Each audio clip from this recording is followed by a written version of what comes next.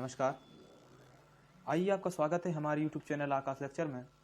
और आज हम क्लास 11th का जो चैप्टर क्लियर करने वाले हैं, इसमें जो भी कुछ हमारा आगे के तक जो ह्यूमन फिजियोलॉजी का रहा है, उससे आगे बढ़ाकर इसमें लेकर आ रहे हैं।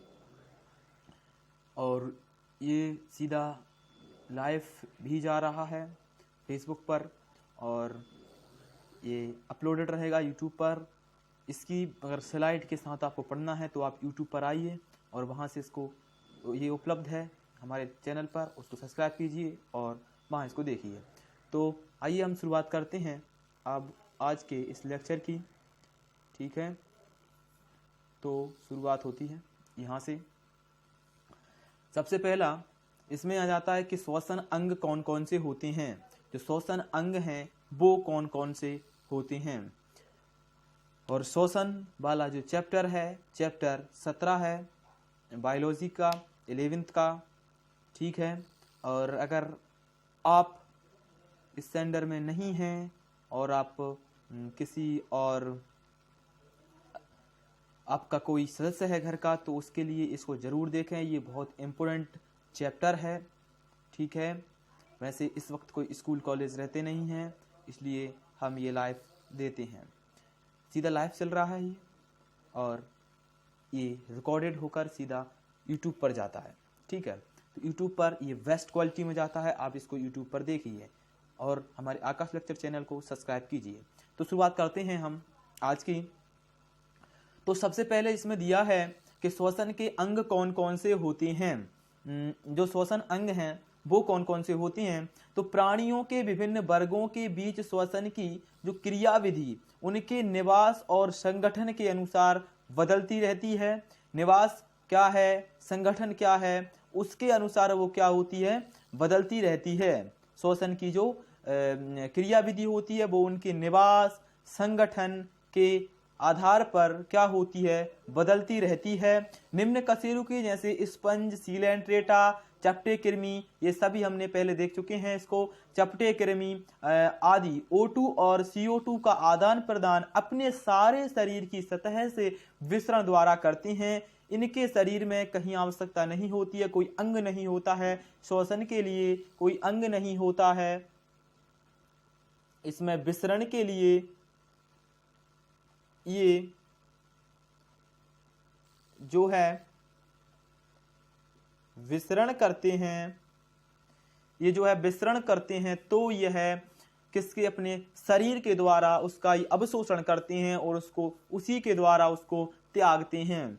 ठीक है, CO2 और O2 को ये आप याद रखें। जो छोटे जीव होते हैं वह करते हैं ऐसा। अपनी आर्द्र क्यूटिकल को श्वसन के लिए उपयोग करते हैं। ये सब कीटों के शरीर में नलिकाओं का एक जाल श्वसन नलिका होता है, जिसे वातावरण की वायु का उसके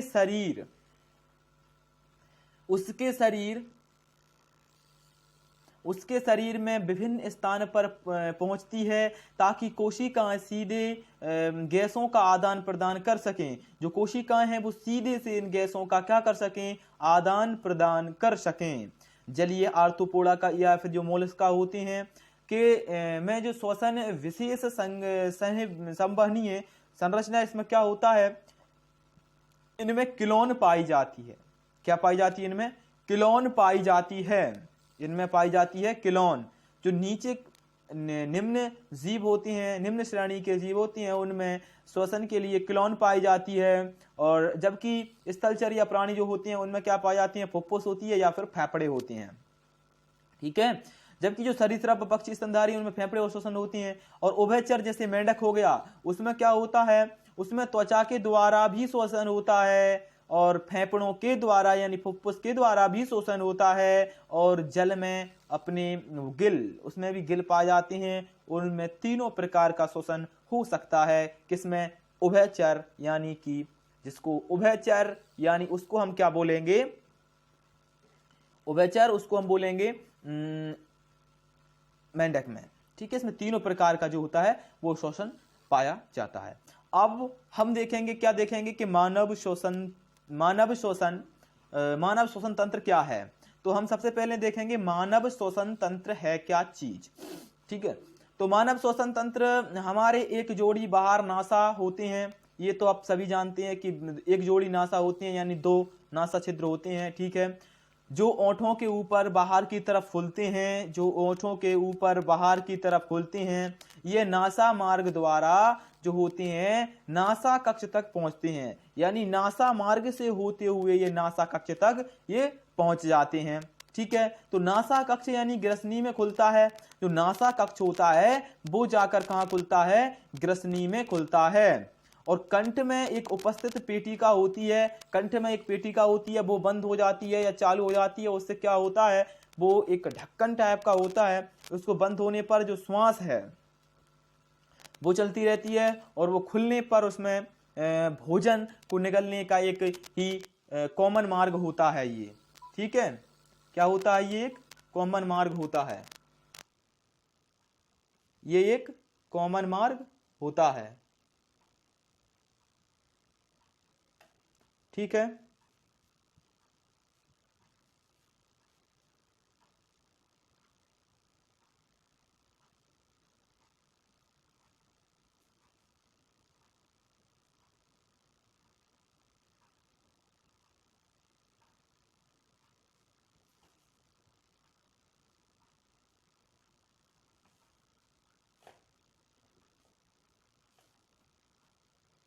ठीक है, ऐसा है। तो इसमें क्या होता है,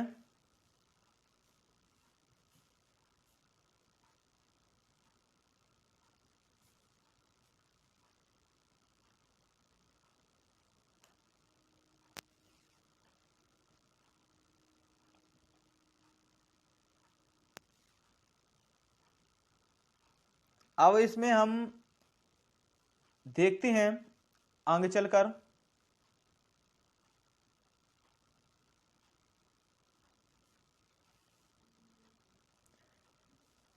तो इसमें जो क्या होती है, पेटिका होती है, यानी ध्वनि पेटिका भी कहा जा सकता है। जो भोजन निगलते समय जो घाटी एक पतली होती है, जो क्या सी होती है, एक पतली होती है, जो ध्वनि पेटिका भी कहा जाता है। भोजन निगलते समय घाटी एक पतली लोचदार उपास्थि यानी पल्ले या प्लेड कच्छद से ढक जाती है, जिससे आहार ग्रसनी के कंठ में प्रवेश न कर सके। श्वसनी एक सीधी नलिका है जो वक्ष गुहा के मध्य तक 5वीं कक्षीय कशेरुका तक जाकर दाईं व बाईं दोनों तरफ से श्वसनियों में विभाजित हो जाती है। ठीक है, तो ये सब आपको डिटेल से इतना नहीं देखना है। तो क्या कहाँ होता है, वो सीधा होते हुए हम एक पतली और अनियमित भित्ति यानी युक्त वाहिका थैली जैसी संरचना, जिसे कूपिका कहते हैं। कूपिकाओं में क्या होता है, वायु भरी होती है।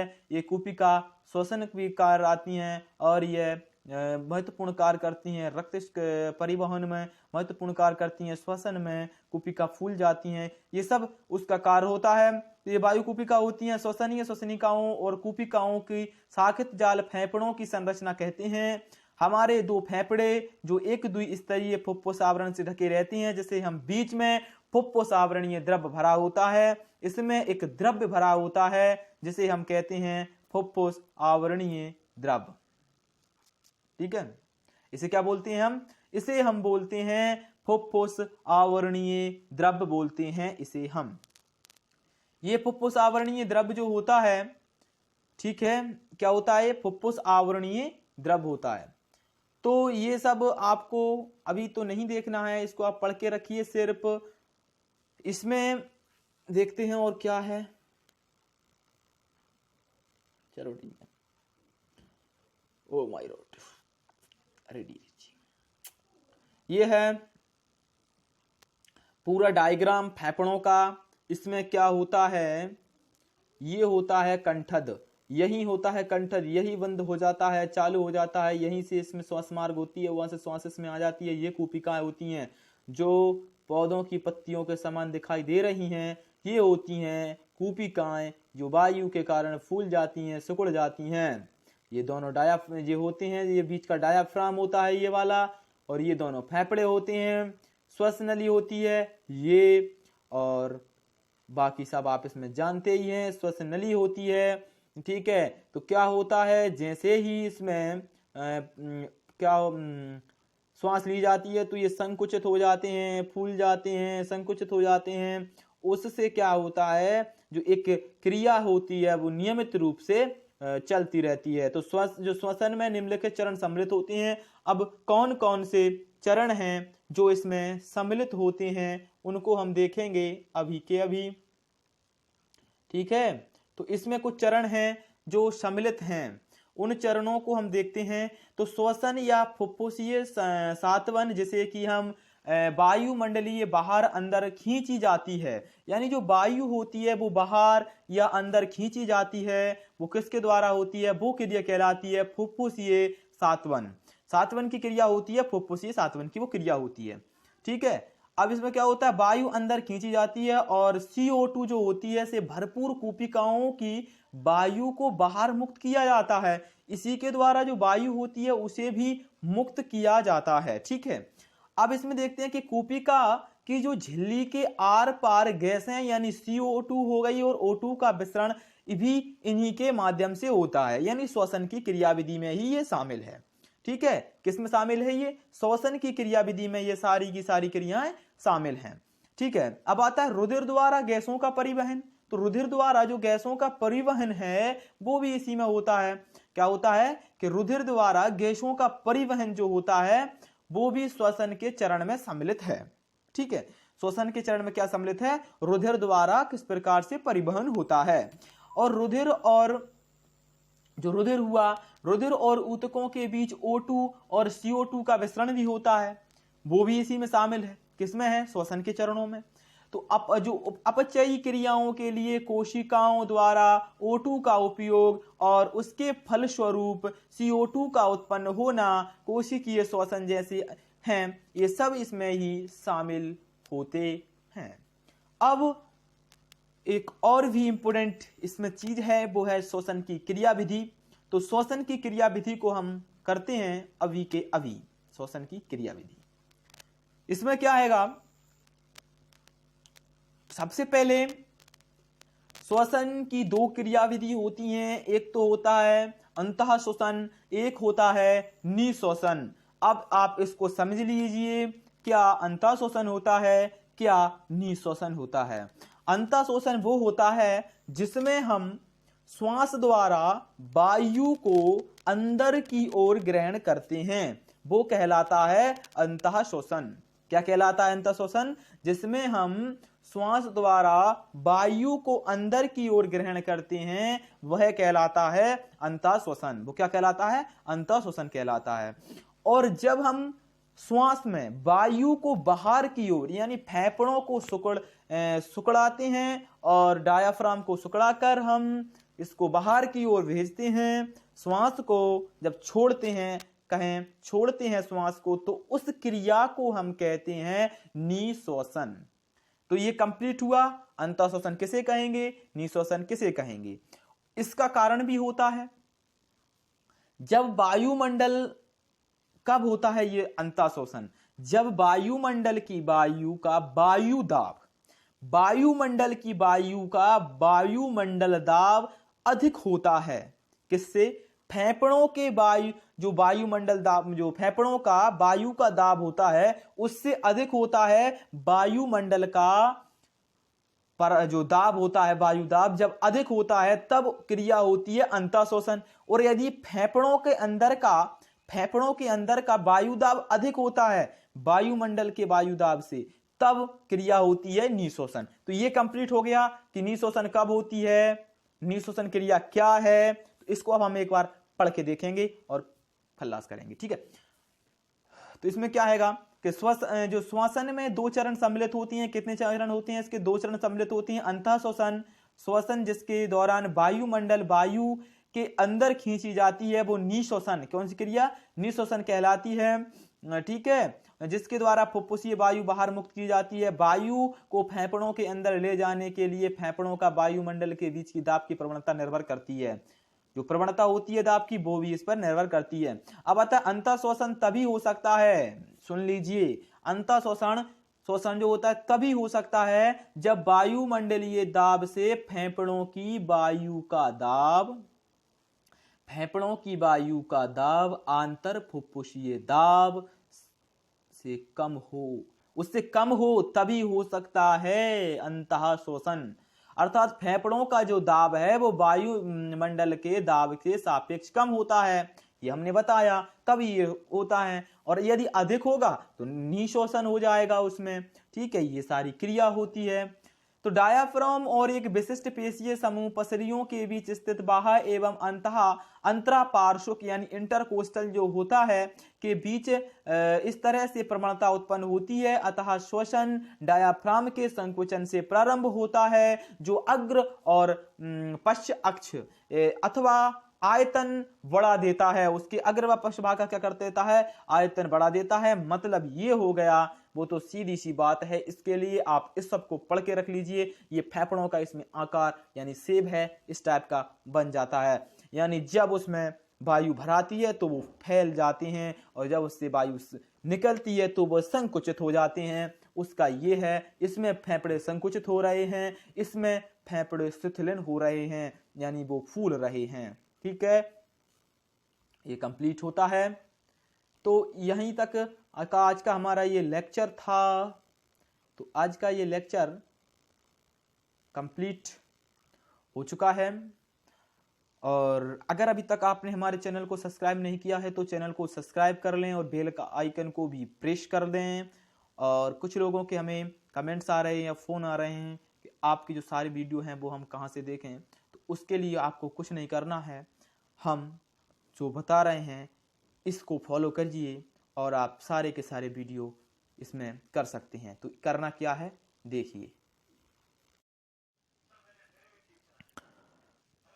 हमारे चैनल के सब्सक्राइब करने के लिए अपने सर्च बार में आकाश लेक्चर सर्च करें तो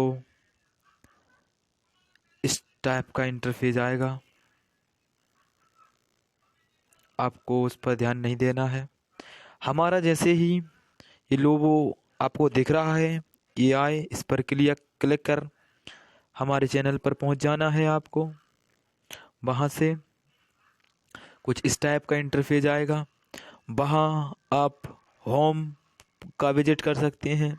यहाँ पर कुछ वीडियोस होती हैं, ये देखिए, ये यहाँ की वीडियो उपलब्ध हैं यहाँ पर जो, ठीक है, ये वीडियो देख सकते हैं। इसके बाद आप वीडियोस पर पहुंच सकते हैं। तो वहाँ पर हमारी सारी की सारी जो वीडियोस हैं वो इस टाइप से आपको मिल जाएंगी। आप किसी भी वीडियोस को वहाँ पर क्लिक कर सकते हैं और पहुंच सकते हैं आप उस वीडियो पर। ठीक है, हम कोई वीडियो क्लिक करते हैं, इसको सुनिए आप।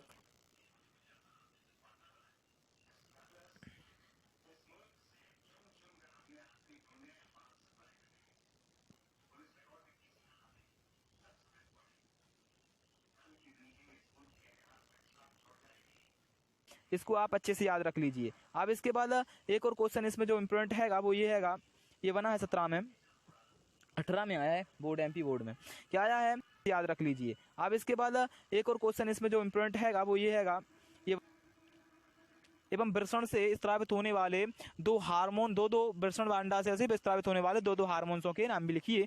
ये भी इसी से आता है।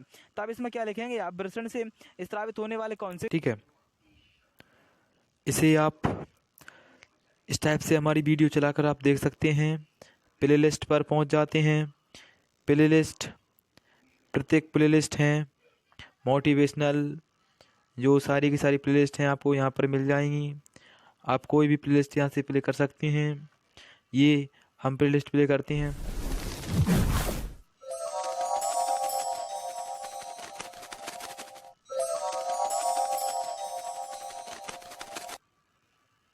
बताना है, ठीक है।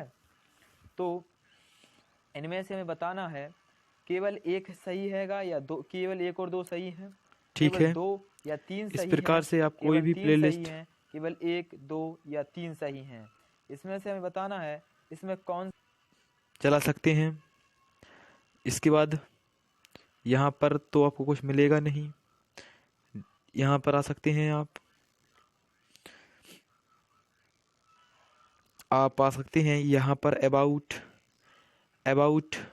पर आकर के आपको यहाँ हमारा देखना है Instagram, Telegram channel, Telegram group, Facebook group. इन सभी को आपको क्या करना है, अगर पीडीएफ नोट चाहिए तो आप टेलीग्राम चैनल पर क्लिक करें और सीधे से आप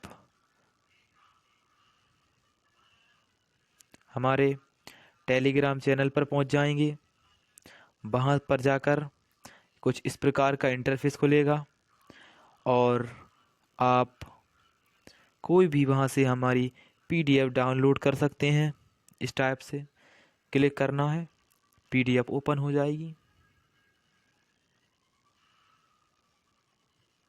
ये देखिए पाचन तंत्र की ये पीडीएफ है, पूरी क्लियर दिखाई पड़ रही है। ह्यूमन फिजियोलॉजी का ये चैप्टर चल रहा है, इसमें पूरा का पूरा डिटेल से बताया गया है।